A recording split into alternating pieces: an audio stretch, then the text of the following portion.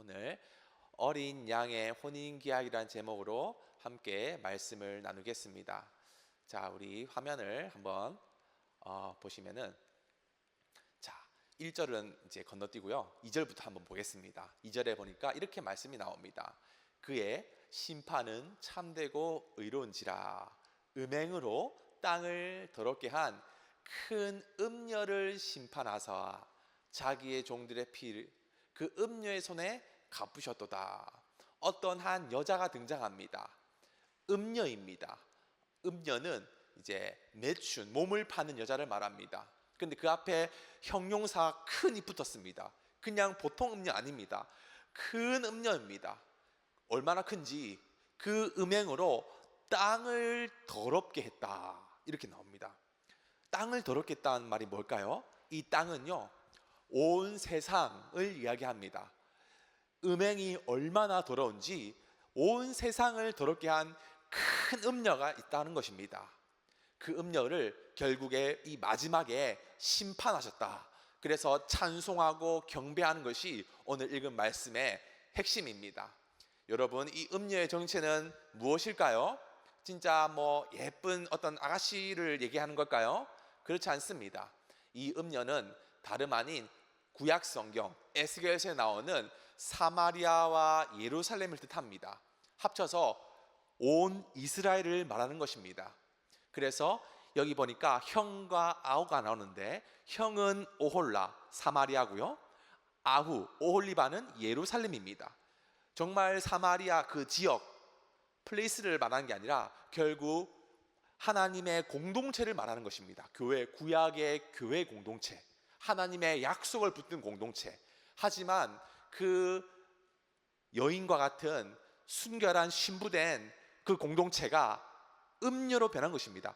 난 태어날 때부터 음녀 아닙니다. 처음에는 하나님의 약속의 자녀였습니다. 언약의 신부였습니다. 거룩과 순결과 흠없는 그러한 순결한 상태였습니다. 그런데 음행으로 음녀가 된 것입니다. 그래서 여기 보니까 이사야서 1장 21절에도 이렇게 나옵니다. 신실하던 성읍이 어찌 창기가 되었는고. 처음부터 창기가 아니라 신실한 성읍이었다는 것입니다. 결국에는 이 세상 권세에 의해서 타협하고 무릎 꿇고 우상 앞에 나아가니 가장 신실하고 거룩한 주의 자녀들이 가장 음행과 추악함과 더러움이 가득한 그런 존재가 되었다는 것입니다. 그래서 1번 문제가 바로 예루살렘의 이중성이라는 겁니다. 이중성. 가장 거룩한데 가장 또 음녀로서의 모습이 있는, 그것이 이 구약 역사의 예루살렘의 모습이었습니다. 그리고 그건요, 오늘날 우리 성도들의 모습으로 연결되는 겁니다. 하나님의 자녀로 부름받은 사람이지만 이 세상의 어떤 유혹이나 공격 가운데 적당히 타협하고 넘어지며 재물과 하나님을 겸하여 섬기는 그 모든 행보들은 사실 음녀의 어떤 모습과 다르지 않다는 것을 우리는 회개해야 합니다. 그러니까 아이고 저런 매춘녀가 다 있나가 아니라 사실 오늘날의 많은 성도들의 모습을 반영한다고 볼 수 있습니다.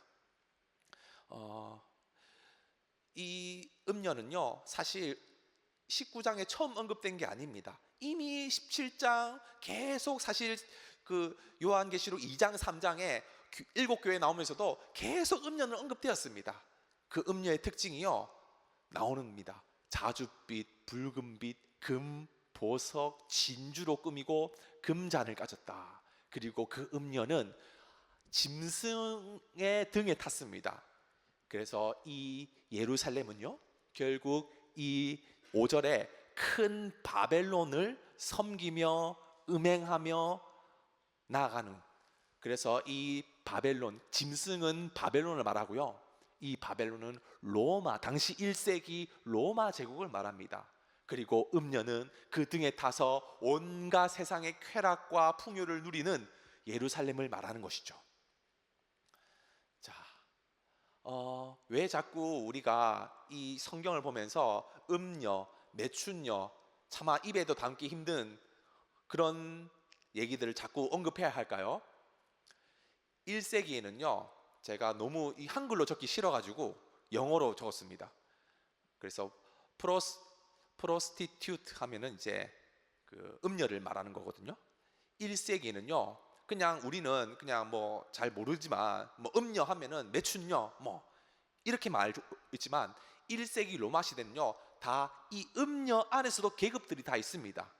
제일 최상위 어떤 계급에 해당하는 음녀가 델리카타입니다. 델리카타에는요, 그냥 아무한테나 몸을 팔지 않습니다.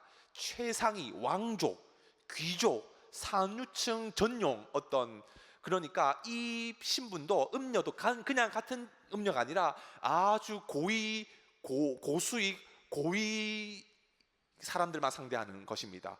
그래서 보면은 이제 등록을 꼭 해야 됩니다. 등록을 하고 정부에 등록을 하고 또 개인 빌라 저택에 살며 그 복장이 금, 실크, 토기를 갖고 있습니다.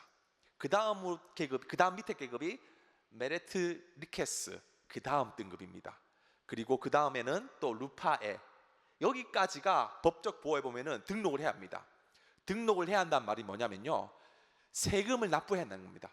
그러니까 막 몰래 은지에서 하는 게 아니라 당당히 세금을 내고, 정말 이 당시의 매춘의 문화는요, 그냥 그 뭐 마치 이 그 우리 달동의 먹자골목의 어떤 많은 상점처럼 그냥 그 업소가 대놓고 있는 겁니다. 세금을 낸다는 것은요, 국가로부터 보호를 받는다는 것입니다. 영업을 할 수 있도록. 그러니까 일정 그 음녀의 행위가 국가로부터 공인되었고 보호받았다는 것입니다. 그리고 그 밑에 보면은 또 프로스티블라에, 암불라타에, 이렇게 해서 세부적으로 계급이 있습니다. 이 말은요, 왜 이렇게 계급이 많이 나는 걸 설명하냐, 그만큼 1세기 로마 시대에 이 여자들의 성적인 타락이 횡행했다는 걸 말합니다. 그만큼 발달되었다는 걸 말합니다. 다시 돌아가서요, 이 음녀는, 예루살렘으로 보여지는 이 음녀는요, 어떤 계급일까요? 자줏빛, 붉은빛, 금, 보석, 진주로 꾸몄고 금잔을 가졌다고 합니다. 이 묘사는요, 이 여자가 여기서 어떤 계급에 위치했는지를 보여주는 겁니다. 그러니까 이 요한계시록의 저자는 음녀를 설명할 때도 정확하게 그 예루살렘의 음녀의 포지션까지 다 설명합니다. 그게 뭐냐? 바로 최상위 델리카타에, 그 어디 나와있냐? 복장을 보고 있습니다. 복장이 곧 그 사람의 신분을 말하기 때문입니다. 왕은 왕의 옷을 입었고요, 제사장은 제사장의 옷을 입었습니다. 복장이 아이디 카드입니다. 그러니 금가락지, 진주, 보석은요, 최상위 계층의 음녀라는 것을 보여줍니다. 이 음녀는요, 결국 왕족이나 귀족을 상대하는 여자입니다. 그 말이 뭐냐? 그녀가 결국 로마 제국의 머리에 올라가서 여왕처럼 군림하고 있다. 여왕처럼. 그러니까 그냥 비굴하게, 그냥 위력에 의해서, 강압에 의해서 억지로 성을 파는 게 아니라 그냥 그걸로 한 자리 꿰찼다는 겁니다. 내가 이 열방의 통치자야, 여왕이야, 이런 겁니다. 그래서 아까 나왔던 말이 뭐냐면요, 그 땅을 더럽게 했다, 이 말은요, 이 세상의 통치자로서의 어떤 모습을, 위치를 그 음녀가 가져갔다는 겁니다. 그래서 땅을 더럽게 한 큰 음녀를 심판하자, 이 말은 결국 그냥 적당히 푼돈 받고 몸을 파는 위치가 아니라 이 세상을 다스리는 위치에까지 올라갔다는 걸 말합니다. 이 음녀의 위치가 본인의 권세가 아니라 로마 제국의 권세를 덧입고 말이죠. 예수님을 십자가에 못 박은 그 장본인들은요, 로마 빌라도와 군병들이었지만 그 예수님을 빌라도 앞에 집어 던진 사람들은 누굴까요? 예루살렘의 대제사장과 서기관, 종교 지도자들이었습니다. 그들은 예루살렘을 대표하는 자들이었습니다. 그들이 로마 세력과 결탁해서 예수님을 십자가에 못 박았으니 그들이 결국에 음녀로 보여지는 모습들이 있는 것이죠. 자, 하지만 이 요한계시록은요, 결국 그 음녀가 심판받는다는 것을 보여줍니다. 그래서 요한계시록을 읽는 초대교회 사람들은요, 소망이에요. 이 요한계시록이 소망이에요. 음녀가 심판을 받고 우리의 진짜 신랑이 도래할 것이다. 오늘 오전의 말씀처럼 마라나타, 우리 주님 다시 오실 것이다. 그렇게 고백한 것이 요한계시록의 독자들의 마음이었습니다. 그래서 우리가 즐거워하고 기뻐하는 것은 어린 양의 혼인 기약이 이르렀다는 것입니다. 그리고 그의 아내가 자신을 준비한다. 이 혼인 기약이요, 오늘 설교 제목인데 쉬운 성경에 보니까 이렇게 나옵니다. 노란 글씨에 어린 양의 결혼식, 딴딴따단, 결혼식입니다. 그러니까 이제 마지막에 우리가 영광 가운데 나아갈 때는 어린 양과 결혼하는 모습으로 나가는 겁니다. 그런데 결혼이 이미 이루어졌습니까? 아니면은 아직 이루어지지 않았습니까? 이 7절을 보면요, 이르렀고, 근데 아직 이르렀다는 것은 밑에 있는 쉬운 성경에 보니까 가까웠다라고 말하면 가까웠다. 그러니까 이미 된 게 아니라 점점 가까이 오고 있다. 이 어린 양의 결혼식은 결국 예수님의 재림을 말합니다. 하지만 재림이 가까워왔지만 아직 완전히 도래한 건 아닙니다. 하지만 머지않았죠. 그러니 기뻐하고 기대하며 소망하며 오늘 하루의 삶을 박해 가운데서도 버틸 수 있는 것입니다. 자, 이 결혼식, 결혼 기약은요, 유대인들의 결혼 문화를 알 때 더 선명하게 이해할 수 있습니다. 예루살렘이 이중성을 말했는데요, 결혼도 이중성이 있어요.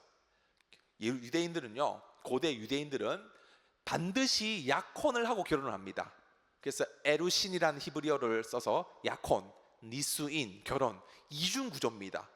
그래서 예수님의 어머니 마리아도요, 요셉과 결혼 상태가 아니라 어떤 상태였을까요? 약혼 상태였습니다. 왜 약혼할까요? 지금은 유대인들 약혼 안 합니다. 바로 결혼합니다, 우리처럼. 그런데 성경 시대는요, 늘 약혼이 선행되었습니다. 그것은요, 약혼을 안 할 수가 없는 문화가 있었습니다. 왜냐하면요, 2번, 결혼은요, 지금은요, 나 너 마음에 들어, 우리 만나볼래요? 커피 한잔 할래요? 이럴 수 있잖아요.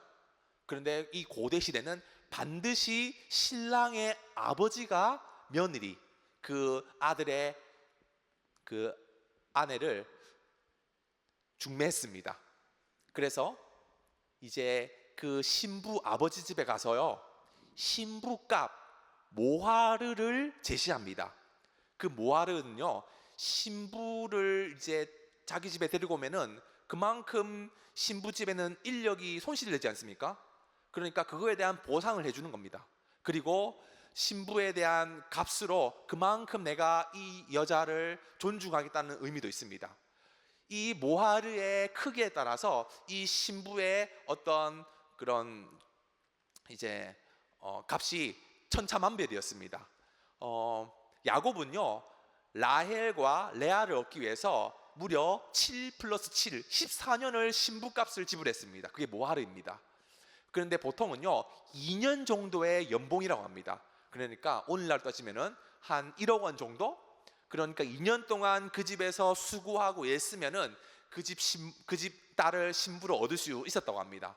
그러니까 라헬과 레아는 아주 최고의 그 모하르를 지불한 것이죠, 야곱이. 그러면요, 이제 케투바 4번 혼인 계약서를 써줍니다. 그러면요, 이미 결혼이 이미 승인된 겁니다. 그래서 이제 이 모하르를 지불했기 때문에, 값을 지불했기 때문에 취소가 안 됩니다. 혼인 계약이 써졌습니다. 그러니까 약혼을 했을 때 결혼을 하기 싫으면요, 이혼을 해야 합니다. 그러니까 약혼부터 이미 결혼으로 본다는 겁니다. 왜냐? 이미 값을 지불했기 때문입니다. 그러면은 그 다음날 뭐 바로 이른 시일 내에 결혼식 하면 되겠죠? 못합니다. 왜? 값을 지불했지만 그 집에 신부의 방을 준비하는 기간이 1년입니다. 그리고 신부도요, 자신의 옷과 자신의 신부로서의 준비가 필요한 시간이 있어야 합니다. 신방을 준비하는 기간이 1년이에요. 그러니까 마리아와 요셉이 약혼 기간일 때 요셉이 해야 할 일은 자신의 집에서 아내를 맞이할 집을 마련하는 것이었습니다. 요즘은요 그냥 쿠팡 주문하면 되잖아요. 쿠팡. 근데 고대 시대는 모든 것이 다 수공업입니다. 다 자기가 준비해야 합니다. 뭐 마트 가서 한번 사오자 이런 게 아니라 포도주, 빵, 어떤 공간들, 그런 집 벽지, 어떤 가재 도구들 다 신랑이 준비해야 합니다. 그러니까 1년의 기간이 필요한 것이죠. 그게 바로 약혼이 있어야 하는 이유입니다. 그리고 이제 신방이 준비되었습니다. 그러면요 신랑이 신부에게 찾아갑니다. 언제 찾아가냐? 밤에 찾아가는, 밤에. 낮에 왜 안 찾아갑니까? 낮에는 너무 더워요. 너무 덥고 일교차가 너무 심하기 때문에 결혼식은 지금도 이스라엘에서는 밤에 합니다. 그래서 열처녀 비유, 오늘 설교에도 나왔었는데 열처녀 비유에 신랑이 낮에 갑니까? 밤에 갑니까? 밤에 가지요. 그래서 등불에 기름을 준비한다는 것이 밤에 결혼식이 이루어지기 때문에 기름을 준비합니다. 신부는 혼자 가는 게 아니라 이 들러리 열처녀가 함께 가서 신부를 커버해 줘야 됩니다. 물을 마시고 싶은 물, 뭐 옷, 문새 가다듬고 이런 이 들러리 신부가 이 들러리가 10명이 있어야 되니까 이제 걔네들이 기름을 준비하고 있어야 되는 거죠. 그리고 이 신랑이요 이 밤 시간에 신부를 데려와서 축제를 열립니다. 오늘날은 결혼식 30분이면 끝나는데요 30분 넘어가면 빨리 가로 내쫓잖아요. 그 담당 직원이. 이 고대에는 7일, 최소 7일 이상입니다. 그래서 마음껏 먹고 마시며 잔치를 벌이죠. 많은 사람들을 초대하는 이유는 그만큼 나의 이 결혼을 증인 서기 위한 부탁입니다. 지금처럼 무슨 전산 등록하면 끝나는 게 아니라 사람들의 눈이 도장인 것이죠. 그마다 그 오는 모든 사람들마다 이 신랑 측의 핵심적인 어떤 조치는요 포도주를 무한 제공, 무한 리필 해야 됩니다. 그런데 요한복음 2장에 보면 어떻게 되죠? 결혼식에 포도주가 뚝 떨어져 버렸죠. 이거는 뭐야 이거? 나 이 결혼 승인 안 해. 나 먼 길 왔는데 포도주 기대하고 왔는데 포도주 떨어져? 나 이 결혼 무효야. 이래 버리면은 그냥 절단 나는 겁니다. 그러니까 이 1년의 약혼 기간 동안 열심히 또 돈 벌어서 포도주를 준비할 만한 어떤 자원들을 또 모아야 되는 거죠. 그러니까 이 1년의 가정이 꼭 약혼이 필요한 구조가 되었습니다. 그런데 우리 교회가 예수님을 맞이하는 것도 이 약혼과 결혼 문화로 잘 설명할 수 있습니다. 예수님 다시 오셨습니까? 지금? 아닙니다. 곧 오실 거지만 아직 오신 건 아닙니다. 그럼 우리가 약혼과 결혼 중에 어떤 위치에 있을까요 지금? 약혼의 위치에 있겠죠? 하지만 이 약혼은요 오늘날 우리의 약혼이 아닙니다. 이미 결혼한 겁니다. 이미 혼인계약서 지장 찍은 것입니다. 이미 신부값, 모하르가 다 지불된 겁니다. 여기서 파혼을 하려면요 정식적으로 이혼 절차를 밟아야 됩니다. 결혼과 다름없는. 그러니 우리가 이중적인 삶을 살아요. 결혼했어? 아니요 안 했는데요. 그럼 너 결혼한 거 아니네. 아니요 근데 결혼한 거와 다름없어요. 이런 결혼을 한 것도 아니고 안 한 것도 아닌 약간 이중적인 상태, 이 긴장관계 속에 살아가는 겁니다. 그러니까 예수님과 함께 동행하는 인생이지만 또 이 땅 가운데 세상 미혹 가운데 또 넘어지는 경우도 있고, 이러한 이 긴장관계 속에서 우리의 신앙을 세워가는 것이 지금 우리에게 주어진 숙제라는 것이죠. 자, 그러면요 그럼 어떻게 이 문제를 풀까요? 8절에 보니까 이렇게 나옵니다. 빛나고 깨끗한 세마포 옷을 입도록 허락하셨다. 세마포를 입어야 됩니다. 여기 보면요 이 신부들이 지금 유대인들이 입는 옷인데요 하얀 세마포 옷에 금으로 술을 놓은 옷입니다. 아마 이 고대 시대 때도 이와 비슷한 옷을 신부 옷으로 입었을 것입니다. 앞서 말씀드렸습니다. 옷이 주민등록증이에요. 옷이 왕의 옷을 입으면 왕입니다. 창녀의 옷을 입으면 창녀입니다. 깨끗하고 빛나는 세마포 옷을 입으면요 신부입니다. 여러분 우리가 신부의 옷을 입었습니다. 믿으십니까? 그 신부의 옷이 딱 나옵니다. 뭐냐? 옳은 행실이다. 이 세마포 옷은 성도들의 옳은 행실이다. 그냥 눈에 보이는 이런 양복이 아니라 우리의 선한 행실이 바로 우리가 신부로서의 정체성이란 겁니다. 우리는요, 행위로 구원받는 게 아닙니다. 하나님의 은혜로 구원받습니다. 그런데요, 이 요한계시록은 반대되는 말씀을 합니다. 옳은 행실이 너의 신분, 너의 정체성이야. 그러면은 행위로 구원받는 겁니까? 그런데요, 8절에 깨끗한 세마포 옷을 입도록 허락하셨다. 이걸 보니까 영어로 보니까 was given her to wear. 그러니까 이 옷이 내가 입는 게 아니라 주어진 것입니다. 신랑 되신 예수님이 우리에게 옷을 입혀 주신다는 겁니다. 그러니까 결론은 그 옳은 행실도 나의 의지와 노력과 수고가 아니라 예수님의 십자가의 행위로 말미암아 그 옷을 입게 되었다는 걸 말합니다. 그 행위조차도 예수님의 은혜로 우리가 그 옷을 입은 것이죠. 그래서 에베소서 다른 신약 성경에 우리가 그리스도로 옷 입으라 이렇게 나오는 것입니다. 이미 그 옷마저도 예수님께서 자신의 피값을 치러 마련해 주셨던 겁니다. 그래서 이 말씀이 딱 조화롭습니다. 너희는 그 은혜에 의하여 믿음으로 말미암아 구원을 받았으니 이것은 너에게서 난 것이 아니요 하나님의 선물이라. 행위에서 난 것이 아니니 누구든지 자랑하지 못하게 함이라. 그 옳은 행실마저도 예수님의 은혜입니다. 하나님의 선물입니다. 그러니 우리는 감사 위에 더 감사할 수밖에는 없다는 것이죠. 하지만 또 그럼 이제 그냥 배 두들기면서 그냥 맛있는 거나 먹고 그냥 뻗어 있으면 되냐? 그렇지 않습니다. 야고보서는요, 네가 보거니와 믿음이 그의 행함과 함께 일한다. 행함으로 믿음이 온전하게 된다. 영혼이 없는 몸이 죽은 같이 행함이 없는 믿음 죽은 것이다. 여전히 우리는요, 긴장 상태에 있습니다. 결혼 안 했습니다. 약혼 상태입니다. 약혼 상태는요, 결혼식에 아직 들어가지 못한 겁니다. 그러니 우리는 늘 긴장과 깨어 있으므로 행함으로 또 우리가 해야 할 바를 감당해야 한다는 것이죠. 자, 이제 마지막이네요. 그 발 앞에 엎드려 경배하니 너와 및 예수의 정을 받은 내 형제들 같이 된 종이니 삼가 그리하지 말고 오직 하나님께 경배하라. 예수의 정언은 예언의 영이라. 우리가 해야 할 일은 오직 하나님께 경배하는 것입니다. 그리고 그것은요, 예수의 증언은 예언의 영이다. 이것은 예수의 증언은 하나님의 말씀을 뜻하고요, 예언의 영은 성령을 말합니다. 결국 하나님의 말씀, 곧 성령께서 우리 안에 역사하셔서 그렇게 할 수 있도록 이끌어 가신다는 겁니다. 우리의 행위와 노력과 의지, 능력보다도 우리 안에 성령의 역사하심으로 우리가 오직 하나님께 경배하고 합당한 신부로서 우리가 세워지게 될 것입니다. 자, 우리 마지막으로 성경 한번 찾아볼까요?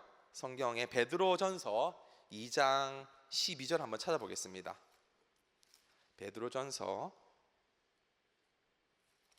2장 12절. 자, 같이 한번 읽어보겠습니다.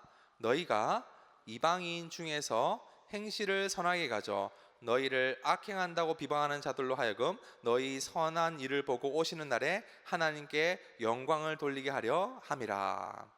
베드로전서 2장 12절은요, 우리가 선한 행실을 통해서 하나님께 영광을 돌리라고 말합니다. 이 선한 행실은 뭘까요? 그것은 바로 11절에 나옵니다. 베드로전서 2장 11절. 사랑하는 자들아, 거류민과 나그네 같은 너희를 권하노니 영혼을 거슬러 싸우는 육체의 정욕을 제어하라. 결국 이 싸움은요, 외부의 싸움이 아닙니다. 육체의 정욕, 갈라디아서 5장 말씀처럼 성령의 소욕, 결국 우리 내면의 싸움이란 겁니다. 육체의 소욕은요, 시기, 분냄, 다툼, 질투, 온갖 내 안에 미워하는 마음들입니다. 성령의 소욕은요, 사랑과 희락과 화평과 자비와 온유와 오래 참음과 충성과 온유와 절제, 이런 선한 성품입니다.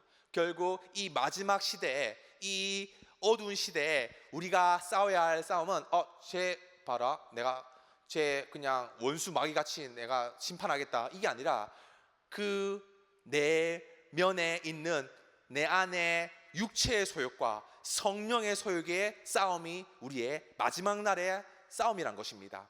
얼마나 이 마지막 시대 가운데 세상의 가치관 가운데 나가는 발걸음들이 얼마나 점점 가팔라지고 있습니까? 하나님과 재물을 겸하여 섬기고 세상의 어떤 치열한 어떤 경쟁, 어떤 물질주의, 그러한 유행 가운데 많은 사람들이 떠내려가고 있습니다. 우리가 마지막 날에 이 성도로서의 분명한 정체성은 오직 우리의 인생은 주님의 것입니다. 내 인생은 예수 그리스도께 오직 맡겨드립니다. 신부는요, 고대 시대에 신랑만 의지해야 합니다. 신랑만. 신랑 가지고 안 돼. 몸도 팔고 뭐 이것 타협도 하고 바벨론도 섬기고 로마도 섬기고, 그것은 결국 하나님이 심판날에 결국 진노의 그릇 가운데 나아가게 될 뿐입니다. 우리는 오직 예수님만을 의지합시다. 왜 의지하냐? 우리의 신랑 되시기 때문입니다. 믿으십니까? 우리가 신부로서 준비해야 합니다. 그리고 그 준비마저도 우리 주님 다 해주셨습니다. 그러니 우리가 해야 할 일은 감사하고 기뻐하고, 우리가 우리의 모습을 신부된 주의 그런 신부라는 것을 날마다 기억하며 신랑 오실 날을 소망하며 나아가는 것인 줄로 믿습니다. 자, 우리 함께 찬양하겠습니다.